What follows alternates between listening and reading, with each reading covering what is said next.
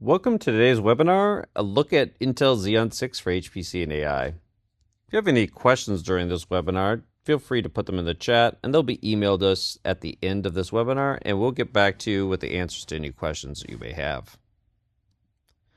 So the agenda we're going to do today, we're going to talk a little bit about who is TotalCAE in case you don't know about us. Look at the Intel Xeon 6 improvements, go over some of our benchmark systems and some of the unique memory configurations that now are on this new processor. Talk about some results for explicit crash and CFD, talk about the AI inference improvements, and then technology choice considerations, and then how you can get some more information. Now, if you don't know who TotalCAE is, we basically do managed high-performance compute clusters and bring your own cloud. We sell a turnkey appliance that we will into your data center. Then we manage the hardware, all the software and applications on it, and become like your help desk with a 1-hour response. And we do the same thing in your cloud and specialize in hybrid environments. So if you're looking to have just a 1, 2, 3 click easy to run all of your CAE applications, we have a SaaS-like platform, but it runs completely in your data center, in your cloud, and then we manage all of the applications, everything end to end. So anything from when you push the button to get the result back, that's what TotalCAE is here for. If you run into issues, you give us a call. Someone's going to be on the other end of that to get you up and running and keep your engineering team and scientists productive. So today we're here to talk about what's new in Intel Xeon 6. So a neat thing about this processor is it's great for computational fluid dynamics and crash or anything that needs more memory bandwidth. It has a lot of cores. You can get up to 128 cores per socket in the 6900P, and we'll talk a little bit about what does 6900P mean on the next slide. But basically, the takeaway is they got way more memory, way more L3 cache. All of these things translate into high memory bandwidth. What memory bandwidth is just how fast can I get data from memory to the processor so it can be crunched back and forth. So the faster, so for codes that are basically limited by how fast they can get stuff from memory into the CPU, this kind of processor improvements are welcome. And while not everybody is doing, today a lot of AI work is done on GPUs, but people are doing stuff on CPUs, and they have some new advances on this processor that have doubled their ML perf results for AI. So you could, if you are having to use CPUs, you could, but you'll just get a doubling of performance by going to the new Intel Xeon 6. Now, I mentioned there's multiple flavors, but two major flavors are the 6900P. The P stands for performance. There's also these there's P cores, which are performance cores, and E cores. We're only talking about P cores because we're in high performance computing. We just want performance. So the 6900P variant is like a Ferrari. It's got the most cores, the biggest cache, the most memory channels. It's got everything that you need to have the highest amount of high density, high performance computing, but it takes a lot of power and it's more expensive. There is a 6700P variant. They have less cores. You get about 96 cores per box. It's kind of a sweet spot that we sell. It's got less memory channels and UPI links, but it runs at lower power, and so it's more easier to put in a data center if you have power constraints and cooling constraints, and they're much cheaper. And so for many customers, the Ford 6700P, the workhorse is good. And so we are going to present in this webinar 6700 series.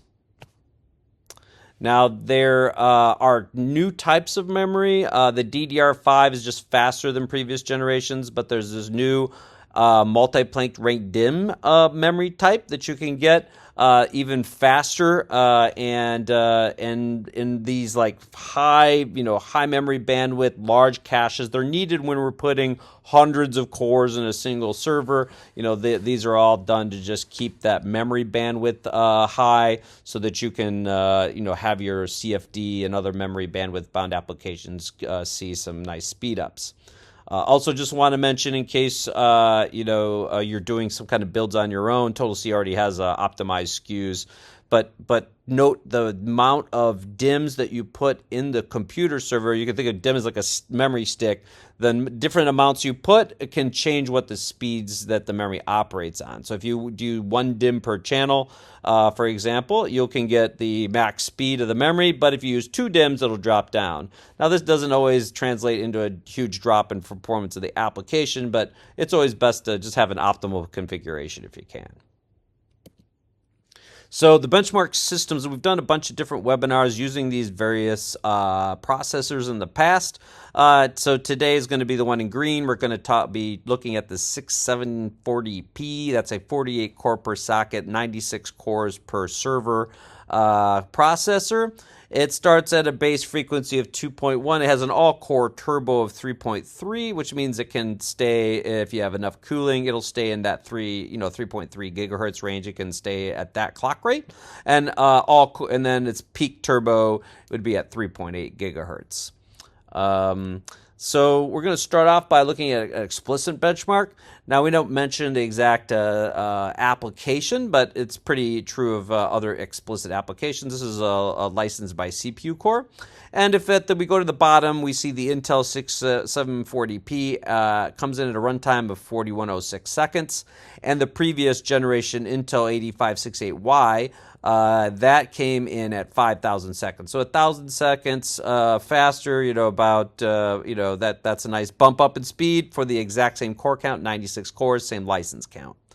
Now to compare 64 cores, perhaps you can't run all 96 cores for your license restrictions. Still same kind of benefit. 6,000 seconds on the previous gen Intel, 44,000 seconds on the 6740P. And I threw an AMD result in there because everybody's always interested in Intel versus AMD. And you can say, it's slightly faster than the 9575F that we just were presenting last quarter, which we have a webinar on our website on the 9575F series from AMD. So overall, look real good, looking good, benefiting from the high clock rate and high memory bandwidth of this new processor. Now we're going to look at crash here. Similarly, on this crash code, 674P at 96 cores, hour and 15, looked favorably. The 957F, that happened to have a max of 64 cores, so I just ran 64 cores.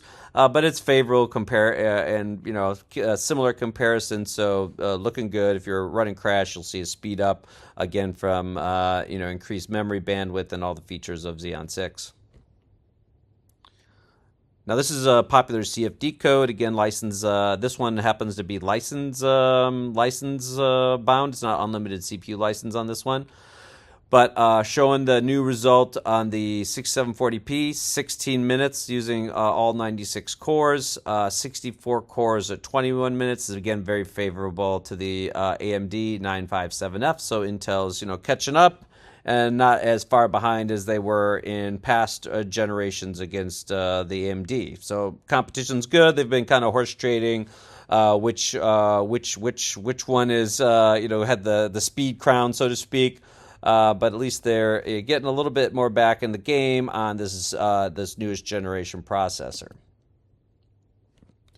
Now, most clients are using GPUs for AI, like the H100, H200. We did a whole webinar last quarter on GPU and GPU native solvers like ANSYS Fluent, Star CCM Plus, UltraFluid X, and others. But if you are using, maybe you're doing some PyTorch or LLM type work and you're needing to do CPU inference, they did double their MLPerf results on Xeon 6 on the P-Core series. So, if you happen to be doing, different kinds of things with the HPC cluster, you're just getting some doubling the speed for really doing no extra work. So that's kind of a nice bump, and there's a bunch of different all the popular frameworks support these AMX AI extensions that are on the Intel Xeon 6. Now that there is a lot more technology choices, for a while there was getting a little bit more kind of, I wouldn't say boring, but kind of standardized in the HPC world. And now we're back to it's kind of exciting days again. We have GPUs, we have AMD, we have Intel, and so how do you pick what's the best technology for your application? Now, our SKUs are pretty much pre-configured for the application in question, and the same thing with cloud. We have selected already curated instances that are best, and you can get our ebooks that go into this in a lot more detail. But in general, the main things we always consider is how is your application licensed. If you have a unlimited license, like maybe you're running Star CCM Plus with a power license, you're going to want to maybe favor the large core count machines. You might even want to try the 6900 series or like an AMD Genoa or a very high core count box, because you're not limited by cores, and the performance per core is not as important because you can throw as many cores as you want with the license you have. Similarly, how many cores do you typically run? Maybe you are license bound. So maybe your team's like, hey, we all have to run 32 core jobs. Well, then you might want to take the 32 core version, this 32 core node box version of the Xeon 6. How much memory per core do you need? Memory on these new processors is quite expensive. The DDR5, the multiplexed ranked DIMMs, those aren't cheap. So if you can get, if you need lots of memory per core and you have a lot of cores, you may be into the 1 terabyte or more memory per node that can drive your costs up. So we want to know about how much memory per core you need. Does your application need high memory bandwidth? Then you're going to definitely want to make sure you have the most optimal system with the most memory bandwidth per core that you can get. Now, the application may require Intel MPI or use heavy use of Intel MPI. Sometimes that will favor Intel because Intel MPI is not supported on AMD. But some applications like Star CCM Plus, OpenFOAM, they support a different kind of MPI. MPI is like a middleware layer that almost all CE and CFD applications use internally to split the problem up and run distributed applications. And so if you happen to have OpenMPI as an alternative, then you can pick and choose which one you want. You can run on either or.